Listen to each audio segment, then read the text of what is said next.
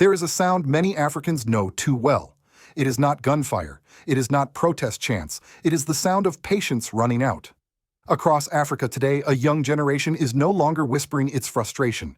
It is speaking out sometimes calmly, sometimes angrily, and sometimes through leaders the world did not expect. When Western media asks why African youth are embracing figures like Ibrahim Traoré, they often miss the real question. This is not about loving soldiers. It is about being exhausted by dictatorship. For decades, millions of young Africans have lived under leaders who never planned to leave. Presidents in their 70s, 80s, even 90s, men who took power when today's youth were not yet born and who still cling to office as if the nation itself were private property. Elections came and went, but nothing truly changed. Jobs disappeared, hope faded, and the promise of democracy became an empty ritual. So when young people looked around and saw no peaceful path forward, they did what desperate generations throughout history have always done. They searched for any force willing to break the cycle. Not because it was perfect, not because it was safe, but because doing nothing had become unbearable. That is the uncomfortable truth many outsiders refuse to face. At the same time, Africa faces renewed pressure from abroad: visa restrictions, aid cutoffs, and political isolation, often framed as discipline or stability. Yet to many Africans, it feels like the same old pattern: reward obedience, punish independence, and divide the continent one country at a time. This is where today's message becomes impossible to ignore. African youth are not calling for chaos. They are calling for dignity.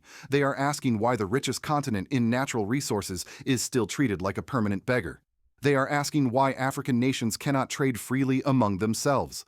And they are asking why unity is always discouraged when it matters most. So let me ask you, especially those watching from America, what happens when an entire generation decides it has waited long enough? And what if the rise of leaders like Traore is not the disease, but the symptom? If you believe this conversation matters, please share this video and tell us in the comments, do you think Africa's youth are wrong to demand radical change, or did the old system leave them no choice? To understand why so many young Africans have rallied behind figures like Ibrahim Traoré, we must confront a reality that is deeply uncomfortable, especially for outside observers. This movement did not begin with tanks. It began with fatigue. For years, African youth were told to be patient with elections that changed nothing, patient with leaders who promised reform but ruled for decades, patient with systems that rewarded loyalty to foreign powers while punishing accountability at home. Eventually, patience stopped being a virtue. It became a trap. Across the continent, young people watched the same pattern repeat itself. Presidents aged into their 70s and 80s clinging to power as if leadership were a lifetime entitlement. Constitutions were rewritten, term limits were removed, opposition voices were silenced or absorbed, and every election came with the same tired slogan: stability. But stability for whom? In many countries, stability meant unemployment for the young, poverty for the many, and privilege for the few. It meant that the future was always postponed. Not next year, not the next election. Always later, always after one more term. This is the environment in which the youth of the Sahel made their choice. When military leaders emerged in Burkina Faso, Mali, and Niger, Western commentary rushed to label the moment as dangerous, irrational, or backward. But that framing ignores what African youth themselves were saying clearly and repeatedly. They were not celebrating guns. They were rejecting dictatorship without an exit. One line from the speech at the heart of this discussion cut through all diplomatic language. What do you do when a 92-year-old wants to be president and the only thing that can stop him is the grave?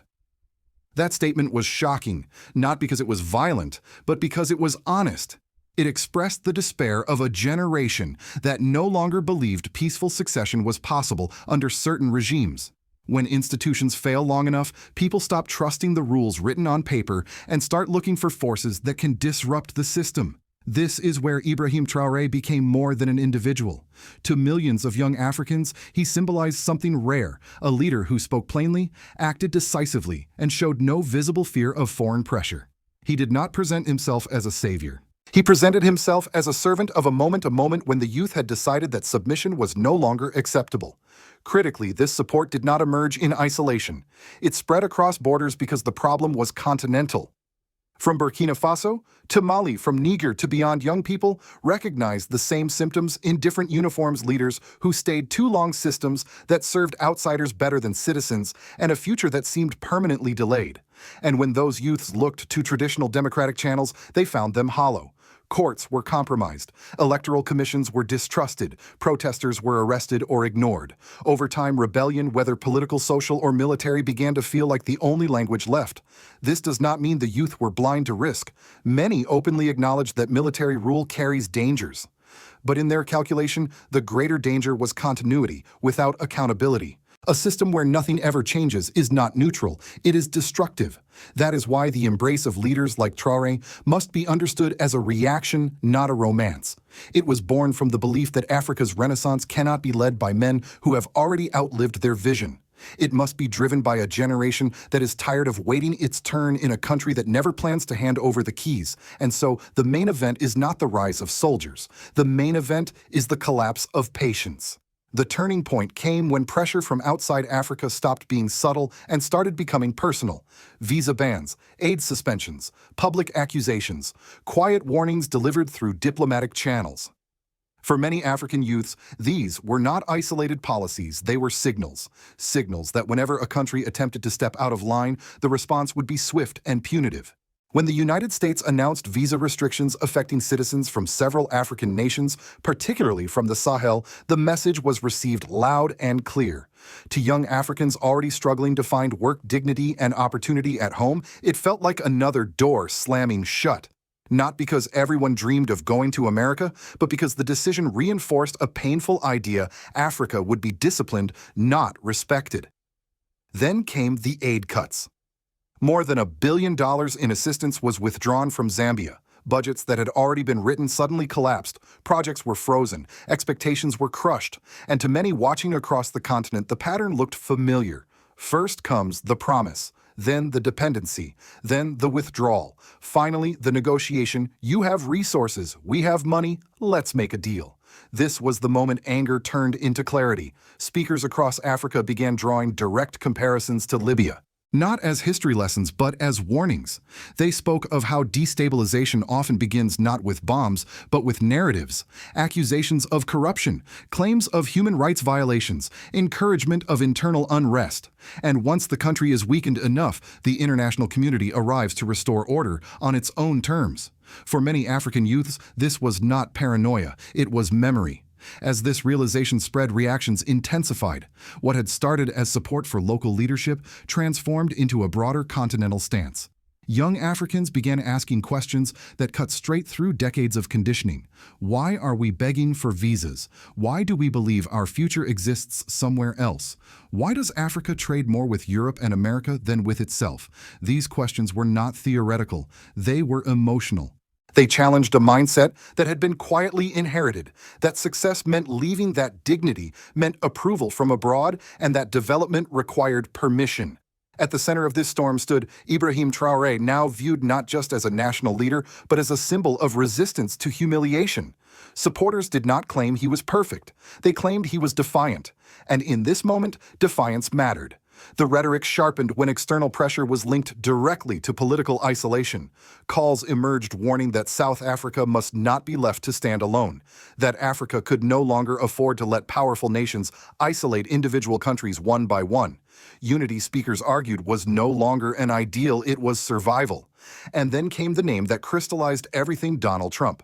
Whether as a policymaker or a symbol, Trump represented a blunt, unapologetic version of Western power, transactional, unforgiving, and uninterested in nuance. When African youths heard warnings about being excluded, sanctioned, or replaced geopolitically, they did not hear diplomacy. They heard leverage. That is when the emotional climax was reached. A speaker asked aloud why Africans should fear being denied entry into a country where many had no business, no opportunity, and no protection. He reminded listeners that millions had lived full lives on the continent without ever stepping foot abroad. He challenged the belief that Africa needed America more than America needed Africa. Because the truth often left unsaid is that Africa's resources, labor, and strategic position are essential to global power. And once that truth was spoken openly, something shifted. The reaction was no longer defensive, it became assertive. African youths did not call for war, they called for trade among themselves, for dignity without permission, for cities built by African hands for African lives. They rejected isolation not by pleading, but by redefining value. The climax of this moment was not violence. It was the refusal to feel small any longer. As the emotional wave spread across the continent, its consequences began to settle into everyday life quietly, deeply, and unevenly. This was no longer just a debate about geopolitics or ideology. It became a civilian reality, felt in markets, classrooms, border crossings, and family conversations. For ordinary people, the first consequence was psychological. Something fundamental shifted. Many Africans, especially the youth, stopped measuring their worth through foreign approval. Visa bans, once a source of anxiety and humiliation, lost their power. Young voices began to ask an unsettling question. Why are we afraid of being rejected by systems that never treated us as equals? This change in mindset mattered more than any policy announcement. In cities and villages alike, conversations turned inward. People spoke about doing business locally, traveling regionally, and investing energy where it could actually change lives. The idea that success required leaving Africa began to weaken. For the first time in years, some young Africans imagined a future that did not begin at an airport gate. Politically, however, the consequences were sharper and more dangerous. Governments aligned closely with Western powers found themselves under growing pressure from their own citizens. Young people openly questioned why some leaders rushed to condemn movements in the Sahel while remaining silent about decades-long rule corruption and foreign dependency at home. The accusation was simple but powerful. Whose interests are you really protecting? This tension widened the gap between governments and the governed. In countries where leadership appeared more comfortable in Western capitals than among their own people, legitimacy eroded further. Protest did not always take the form of marches. Sometimes it appeared as disengagement, other times as open defiance. At the same time, countries resisting external pressure faced a different set of consequences. Economic sanctions, diplomatic isolation, and media campaigns intensified. Allegations of human rights abuses were amplified often without context, while similar abuses elsewhere went largely ignored. To many Africans, this selective outrage confirmed long-held suspicions that morality was being used as a tool, not a principle. This created a dangerous but revealing paradox. As pressure increased, so did solidarity among those who felt targeted. Civilian support for leaders like Ibrahim Traoré was no longer rooted only in hope, it was fueled by defiance. People rallied not because life had become easy, but because dignity felt non-negotiable. Yet the cost was real. Aid-dependent programs stalled, prices rose, uncertainty crept into daily routines, parents worried about schools and healthcare, workers worried about stability. And critics asked the hardest question of all, can pride feed families? This is where the political stakes became undeniable. The movement forced Africans to confront a painful choice between short-term comfort and long-term sovereignty, between systems that offered assistance with conditions and paths that promised autonomy with sacrifice. There were no clean answers, only trade-offs. What emerged was not blind loyalty, but conditional trust. Many civilians made it clear that support for new leadership models was not permanent. It was provisional. Leaders would be watched. Promises would be measured. The youth who helped elevate these figures were also prepared to challenge them. That perhaps was the most important consequence of all. For the first time in decades, a generation that had been excluded from power declared itself the judge, not the spectator of Africa's political future. The message was unmistakable: independence without accountability would no longer be tolerated. The era of patience had ended. The era of consequence had begun. From the American perspective, what is unfolding across Africa can appear confusing, even alarming. Military leaders rising to prominence, youth movements rejecting familiar democratic frameworks, strong language aimed directly at Washington. To many in the United States, these developments trigger old Cold War instincts: instability, authoritarianism, danger. But that interpretation misses a crucial point. What African youth are responding to is not democracy itself, it is selective democracy enforced unevenly and often used as leverage. From their point of view, the West has supported elections when outcomes were favorable, tolerated long-term rule when leaders were cooperative, and invoked human rights only when strategic interests were threatened. This inconsistency has consequences. When visa restrictions are imposed, aid is withdrawn, or leaders are publicly condemned, many Africans do not see accountability. They see pressure. They see a familiar pattern where sovereignty is conditional and partnership depends on obedience. Over time, that perception has eroded trust, especially among younger generations who grew up watching global promises repeatedly broken. The United States in particular occupies a complicated place in this story. For decades, America presented itself as a model of freedom, opportunity, and progress. And for many Africans, especially older generations, that image carried real weight. But to today's youth, the image has fractured. They see a country that speaks of democracy while supporting governments that suppress it. A country that promotes free markets while extracting resources on unequal terms. A country that champions mobility while closing its doors. The figure of Donald Trump looms large here not just as a former leader, but as a symbol of a blunt, transactional approach to global relations. An approach that says cooperation is earned, access is conditional, and exclusion is a tool. Whether fair or not, that perception has hardened. Globally, other powers have taken note. Russia and China, often framed in the West as opportunistic, are viewed by some African governments as alternatives, not necessarily better ones, but less moralizing. Less likely to lecture, more willing to negotiate without public humiliation. This does not mean African youth are naive about these relationships. It means they are pragmatic. When trust in one system collapses, people explore others. From a broader international standpoint, Africa's shift represents a warning. A continent with the world's youngest population is signaling that it no longer accepts being managed, that it wants agency even at a cost, that it is willing to endure short-term hardship to escape long-term dependency. For American policymakers, this should not be dismissed as rebellion, it should be understood as feedback, because history shows that when rising generations feel unheard, they do not disappear, they reorganize. For American viewers watching this unfold, the question is not whether Africa's path is risky. All paths are. The real question is whether the United States is willing to engage Africa as an equal partner or only as a subordinate one. If the answer remains the latter, then leaders like Ibrahim Traoré will continue to gain symbolic power, not because they oppose America, but because they represent refusal. Refusal to be managed. Refusal to be isolated. Refusal to be small. What we are witnessing in Africa today is not chaos, it is a reckoning.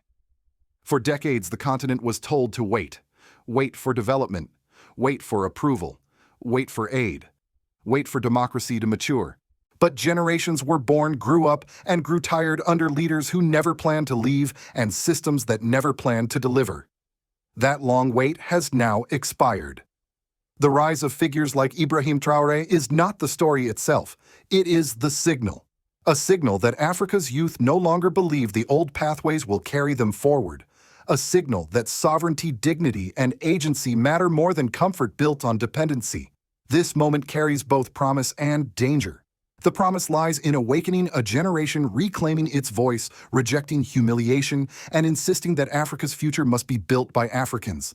The danger lies in shortcuts, in believing that resistance alone is enough, in forgetting that power once seized must still be restrained. History teaches us that revolutions can liberate or betray depending on what comes next. That is the warning. African youth have opened a door that cannot be closed. They have declared that leadership is no longer a lifetime entitlement, that foreign pressure will be questioned, not automatically obeyed, that unity is not a slogan but a survival strategy. But with that declaration comes responsibility. Leaders elevated by frustration must be held accountable by principle. Otherwise, the cycle simply repeats under a new flag. For the world, especially the United States, this is a defining moment. Africa is not asking to be saved. It is asking to be respected, not isolated, not disciplined, not managed, but engaged honestly without double standards. The old playbook pressure sanctions selective outrage no longer works on a generation that has already accepted hardship as the price of dignity. And for American viewers, this is not a distant story. It is a reminder that when systems stop serving people, people do not disappear. They push back. Sometimes in ways the world finds uncomfortable. The question now is simple but heavy. Will Africa's youth be given space to build something new, or will they be punished for refusing to stay small? And will leaders like Traoré rise to the responsibility history has placed on them, or fall into the traps that consumed those before them? That answer is still being written. If you believe this moment matters, please share this video, especially if you feel the headlines have missed the deeper truth. And leave a comment below. Do you think Africa is witnessing the birth of real sovereignty or the beginning of another dangerous gamble? Your voice matters, because this story is far from over.